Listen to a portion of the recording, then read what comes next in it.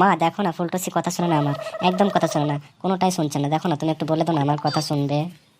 কি রে ফুলটুসি, তুই ওর কথা শুনিস না? আমার একমাত্র ছেলে, ও যা বলবে শুনবি তুই? কত তোকে ভালোবাসি আমরা, নিজের মেয়ের মতো আমি তোর কত লালন পালন করি। একটু কথা শুনলে কি হবে? শুনবি, আমার ছেলের মনটা ভাঙবি না, শুনবি শুনবি। মাসিমা, তাহলে ও যা যা বলছে এক একটা কথা, ওগুলো শোনার মতো না, কি করে শুনবো বলো? ও যাই হোক মা, অত কিছু তো হবে না, আমি জানি কি আর বলবে, খেলাধুলো। তুই না না শুনবি, আমার ছেলের মনটা ভাঙিস নি রে বাবা। ঠিক আছে মাসিমা, আমি সাহস পেয়ে নিলাম, আমি এবারকার যা বলবো আমি তাই শুনবো।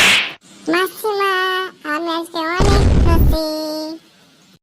কি ব্যাপার, কি খুশি ফুলটুসি?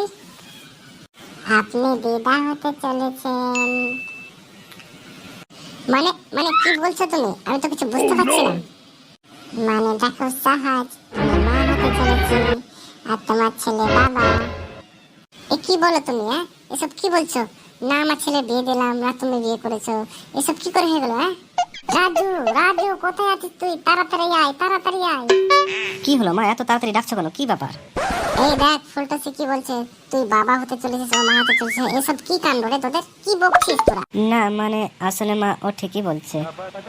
আর মাসিমা, আপনারই তো দোষ, আমি তো এসব করতে চাইছিলাম না। আপনি তো বললেন যে আমার ছেলে যা বলবে তাই শুনবি, তো আমার কাছে তো ওইটাই করতে চাইছিল। আমার সঙ্গে তো বিয়ের আগে সব কিছু করতে চাইছিল, ওই জন্য তো আমি কিছু দেখছিলাম না করতে। আপনি তো বলেছেন। হ্যাঁ, তোমরা এটা বুঝেছো? হাই, মা কি হলো তোমার, তুমি বেহুশ হয়ে গেলে কেন?